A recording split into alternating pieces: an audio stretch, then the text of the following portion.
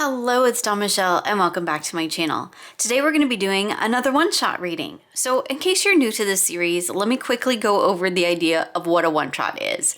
This term's borrowed from the D&D community, where a one-shot is a self-contained game designed to be played in a single session.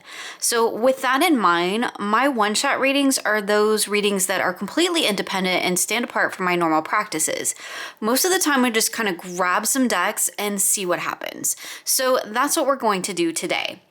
However, today, actually, we're gonna start with the original decks that I used to create this little idea of a one-shot reading.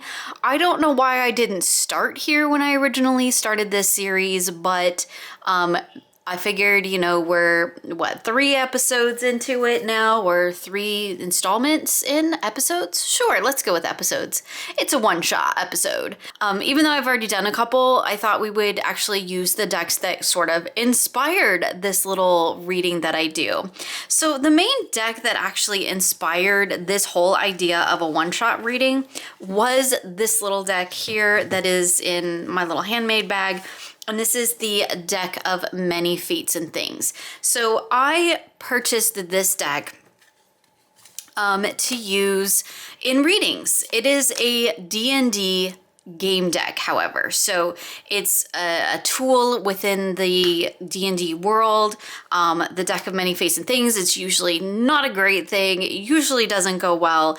And I kind of just love this idea of pulling that energy, that sort of gamer vibe energy into my tarot readings.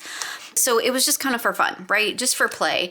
And then I realized that actually this deck kind of is brilliant for tarot readings because it's so far outside of the norm of what an oracle deck is, right? It's not light and love. It's not manifestation. It's not throw any other buzzword at it. That's not at all what this deck is about. This deck so does its own thing because it's a part of a larger world, a part of a larger game, essentially. And so pulling it into tarot is really interesting because the sort of messages on the card really have nothing to do with your standard oracle messages. So this one is like gain 50,000 XP and a wondrous item. That's XP too. So increase your ability score by 2. Gain proficiency in persuasion, right? So it's very specific to that particular gameplay. And I just wanted to incorporate that into my readings because I honestly thought it would be fun. So there's many different versions of this. I really, really like the artwork in this one. It's very compatible with a lot of tarot decks that I have. And I have lots of decks that I've paired this with. But I'm going to use the original deck that I bought to go with this particular one. And that's what we're going to use today. So we'll have our deck of many fates and things, which pretty much was the catalyst for this whole reading in a general sense. And then I bought it to go with my White Newman tarot. This is not a video game deck or anything, but like I've mentioned it a million times before, it's one of my favorites. It does feel like it has video game vibes, like Zelda meets Final Fantasy meets D&D, all in a deck. And so we'll be using this one as our tarot. So we turn them around and make it look all pretty. It's not really the point of the one-shot reading. So this is where it started, right? I started with these 2 decks and I've been slowly expanding upon adding decks into the collection. So for today's one-shot reading, we're also going to use the Phenomena Oracle deck. This is a really teeny tiny little oracle, as in like it only has 32 cards.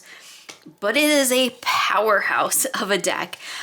This deck combined with the deck of many fates and things, this is not a nice deck. It has a tendency to be really brutal.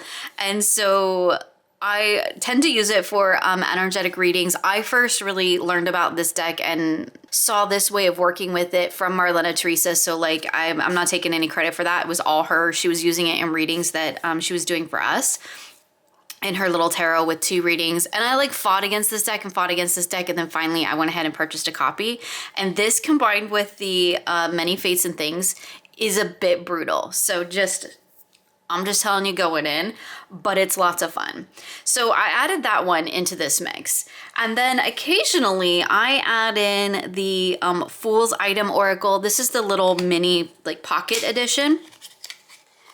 And I did a whole video on these decks as well. And sometimes I just throw these in here. I do have the full size as well, but I love the mini for just like little punctuation into the reading, because these are things that like you might find along your adventures.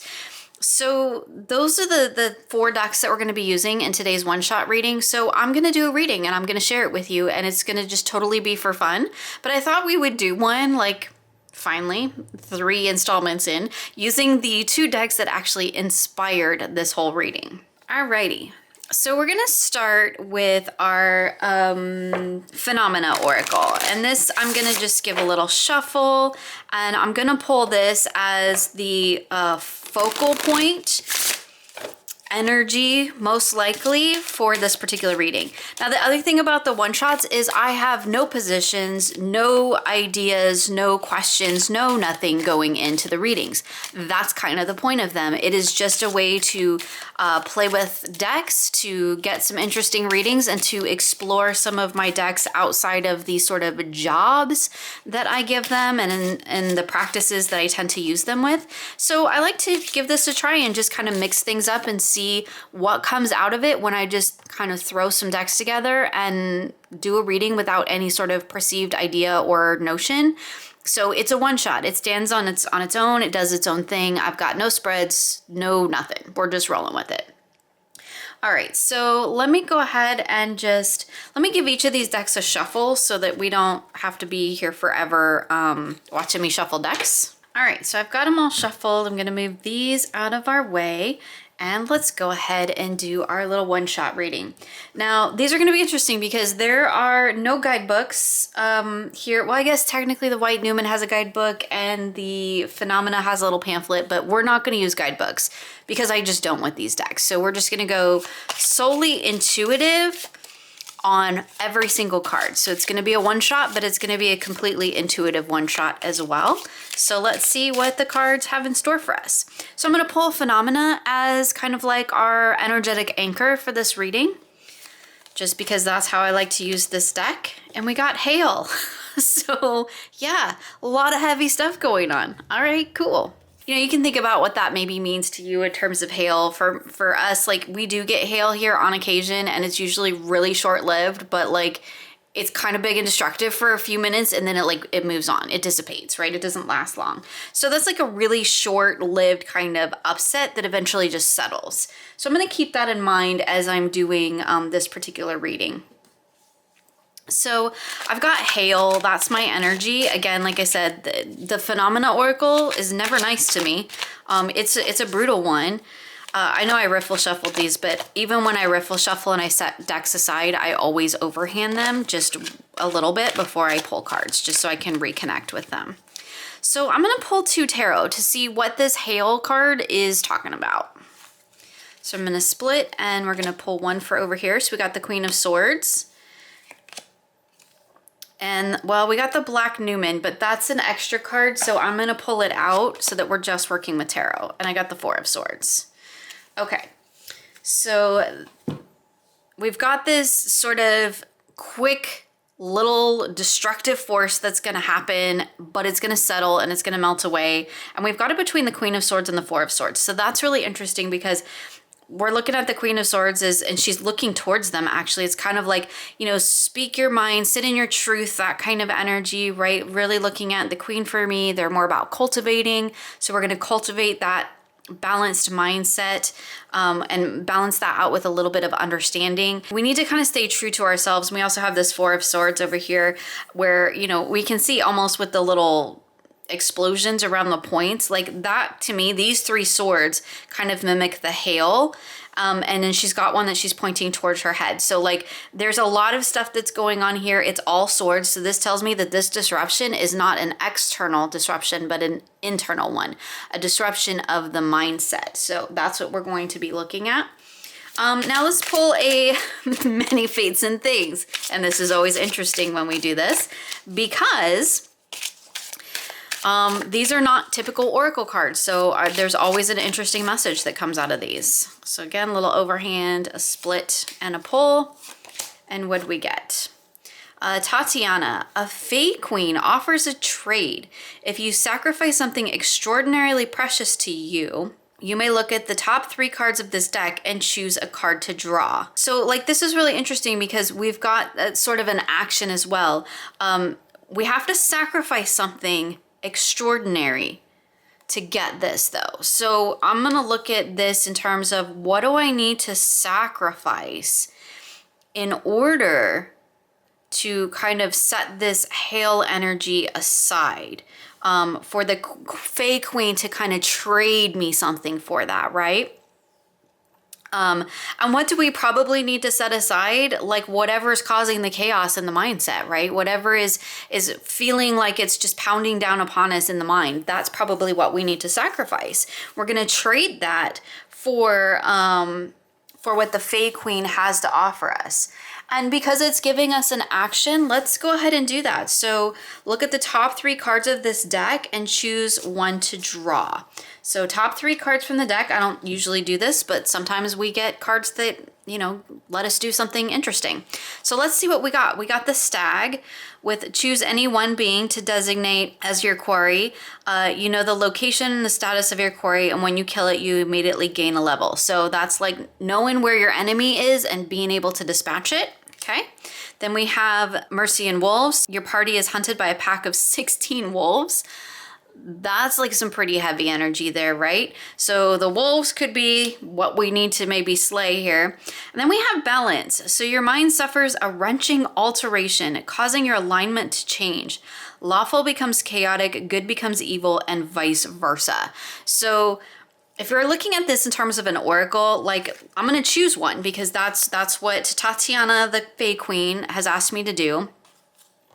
So I can choose either to switch my mindset from what it currently is to the opposite, essentially. And if the opposite, if I'm currently in this hail state, then that might be a good one to choose, right? Need to switch up my mindset, not be in the hail state, be in something nicer. Maybe the Stag, where I can choose what it is that is afflicting me and choose to find it and destroy it in a sense. That's also a good one, right? What's holding me back? What's my enemy to my thought process right now? And then the wolves, like, I don't know why you would choose to be hunted by 16 wolves, but, you know, it doesn't necessarily say that the wolves are gonna be bad or hurt you or kill you. They probably will. You know, 16 wolves, man, depending on your party, that could be a party wipe. But so I can look at these in terms of like how they relate to having an oracle message, right? So having an overwhelm of something hunting me is probably not something I'm going to choose to work with. So I'm going to set that one aside. So we're down to this kind of deciding between these two where I'm like, okay, can I, you know, determine what it is that I'm searching for, that the enemy to my current mindset, maybe that's what I need to do. And knowing that this card gives me permission to destroy it, or I could choose this balance where like my current mindset could be shifted to its opposite. I feel like those kind of actually sit in the same similar alignment. In terms of they're both kind of about shifting the mindset energy. And I keep coming back to mindset because I've got 2 swords here. And for me, swords are the state of the mind. I'm going to choose the Stag is what I'm going to go with because I've gotten balance many times before and I've worked with that card before. So let's choose the Stag. So even though I didn't intend to have a second oracle deck from the Many Fates and Things, that is how it's worked out. So I'm going to plop that down there. Actually, I feel like that needs to go down there because in order to, for me to find what it is that is disrupting me, which is probably this hail energy, right? I'm going to need that Queen of Swords, that cultivating the proper mindset to work with this.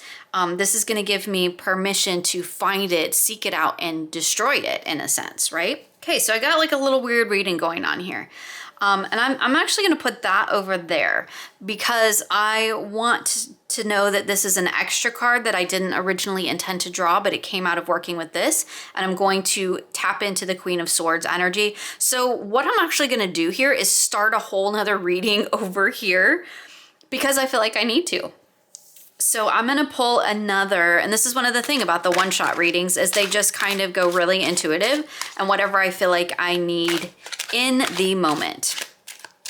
So I wanna know what it is that I'm looking to find. What is the enemy of my mind that I'm gonna need that Queen of Swords to help me with? So this would be a really good spot for Oracle too if I had another Oracle deck at hand. I could use the mini one, but I don't feel like it's gonna sit in alignment with that energy really well. So let's see what's on my mind that I need to hunt and destroy. And this is the Two of Cups. I mean, that's kind of funny. I'm gonna put that there so I know that these are in connection with each other. So Two of Cups, what do I need to hunt and destroy? The enemy of my enemy is my friend. Maybe that's what I'm hunting and destroying. That's kind of funny. So what this would tell me is there's some maybe close personal relationships that I am struggling with, and that is ultimately 100% true. And I need to search out this Two of Cups energy, and that's what I need to work and stepping into that Queen of Swords in order to handle this, right? There's a disruption going on. Again, we're layering back into that hail. Like this is a heaviness, this is a downpouring, and it's like blocks of ice, little balls of ice that are falling from the heavens, and that can be quite destructive. It's temporary though, and that's definitely something I need to keep in mind is that this whole connection here, this is a temporary situation, and if I just hold true to that Queen of Swords energy, I'm gonna be able to get myself through this and, you know, hunt it out and kind of destroy this limiting mindset that's keeping me tied into this energy. That does feel very much in alignment with what I have going on, but now my reading feels completely unbalanced. And it's not so much just aesthetically it feels unbalanced, because it is aesthetically unbalanced. It feels like I've got too much going on here, and this is what I'm trying to battle in a sense. And I feel like this is what I need to do to move forward, and I'm not getting a whole lot of guidance out of this. So maybe what I'm gonna do is instead of pulling another Many Fates and Things, maybe I'll pull another Phenomena to give me an energy to work with in this Four of Swords. I mean, Four of Swords kind of is an energy of its own. That popped out. Dew, sure, let's go with that. So dew. What does dew mean? I love that it's a spider web. Dew to me, again, is like hail is impermanent, dew is impermanent, and maybe that is what I need to remember, that all things are connected, but each little moment, like each little dewdrop is temporary. And so I can sit in this Four of Swords temporarily to help myself work through this particular issue. Oh, I was going up here, trying to keep myself balanced here. I can work through this, and it's a temporary thing, right? I gotta remember that everything that I'm dealing with is just a moment in time, and not to get too locked into that, just like we don't wanna get too stuck into the Four of Swords. So let's go ahead and pull another tarot just to see maybe what, a little bit more context about what that Four of Swords. I mean, clearly we've got like, take a little mental break here, right? Remember that things are temporary. Remember that any like upsets, we've got dew is water. Hail is also like frozen water. So like it's gonna thaw. And I need to remember that while it's all connected, each little dot is only temporary, and that dew is gonna go away. And then what we're gonna be left with is the connection of the web, even though it's about dew and not web. So let's pull another card. Let's just see. We've got the Five of Cups. So what do we need to do? What do I need to do? Like, cause they're always personal readings. I can say they're not, but they are. What I need to do in order to make this Four of Swords take that break that I need to release some of the emotional baggage around that, because that's what's kind of holding me back and keeping me from moving forward. And this is totally valid for me. So yeah, I like that. There's a relationship that I need to work on, but I need to maintain my sense of self in it. This hail card tells me that like it's temporary, it is gonna thaw. I've got the Fae Queen who's gonna offer me a trade, and that energy tells me that like there's a support there beyond just the everyday, right? There's a support for me in maybe the Fae realm, but not necessarily, just in the other, right? There's support in the other, whether I choose that to be Fae or a divinity or maybe, you know, goddesses or angels or whatever. There's something beyond the mundane that I can tap into to get some support for this situation. And in order to make that happen, like, I got to release some of the emotional baggage around this, give my mind a break, and remember that it's all temporary, which is all completely valid. I love when you can take a reading like this using completely fun decks and get like a really serious and to the point reading.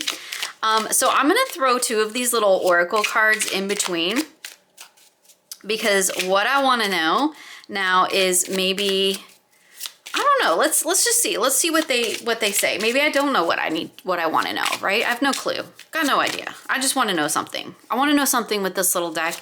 These are like little tools. And so maybe that's what I'm looking at. What kind of tools can I integrate into this work to help me along the way? So let's split, and I'm gonna put one right here. We got the athame. So like an athame is a ceremonial knife, but it can also be used for like cutting things. So like if you're cutting cords or cutting away energetic ties, an athame is great for that. I'm gonna pop that right there because that's where I feel like it needs to be. This is telling me that there's some energetic ties in here that I do need to work on severing. Because it's a knife, and I feel like even though it's a ceremonial knife, it's used a lot for cutting energy, right? Directing, cutting, that works too. And then we've got the chalice. How funny is that? Like two sort of witchy tools, right? The athame and the chalice. And the chalice, I feel like, yeah, it needs to go over here with this 5 of Cups. And this tells me that, right, refilling this emotional well is what's going to help me. Need to stay on the table. Refilling this emotional well, my inner chalice, by doing this work is going to help me to resolve all of this. I don't know how people do pretend readings or sample readings, like, because anytime I do a reading, like, it's my own life reflected back to me. This is why I don't read for others, because it's always just a reflection of what I've got going on. And that would not be helpful for anybody else, most likely. But I love this idea of, I just took this for fun sort of reading, and now I've actually cultivated a really serious reading out of it that I can use and take that guidance and move forward. But I had no idea when I sat down, like, what message was going to come through, or really even what guidance I needed. And so this exists outside of my normal tarot practice, but there's always good messages that come through here. Sometimes they're really fun and playful, and sometimes they're very serious. This is actually speaking to a very serious thing that's going on in my life. It's an incredibly personal reading, but you know, I won't have to divulge details here in this video, but just to share with you so that you know that I'm reading this as a legit real reading. Real quick, I also want to mention this deck, and this is the Magician's deck. Oh my goodness. Now I can't remember the name of it. I'll put it in the description box. I love this deck. I have used this deck just about as much as the White Newman for this particular reading. This is an indie deck and this is mass market, so I went ahead and chose that one. But if I were to do, let's just real quick, even though like we're only supposed to do one reading. Now I'm kind of dipping into playing with pairs territory, but we're gonna go with it. It's a one shot with a bonus. One shot with a bonus reading, because I absolutely love this deck. I love working with it. I use it just as much as the White Newman. It's definitely up there that was a bad shuffle. It's definitely up there as one of my favorite decks that I kind of like use all the time. It does have multiple artists, and you might recognize that one of them is, the Shadowscapes artist. Recognize that? Art style looks familiar, right? It's beautiful, beautiful.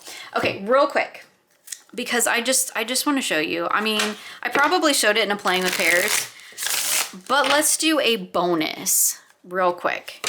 Just a bonus one shot. So let me just do a really, really quick one. I'm not gonna make it super elaborate. I'm just gonna real quick throw it down, just because I wanna show you these, and I probably won't. I'll probably swap up the decks the next time I do one shot, so that I'm not like using the same decks over and over again, so you can see how it works with lots of different decks.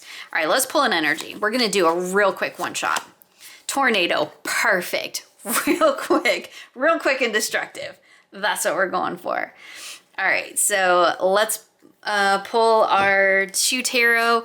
This does tend to be the configuration if I'm just like doing a quick one shot where I'm not like diving into a bunch of different decks. I'm just using these main 3.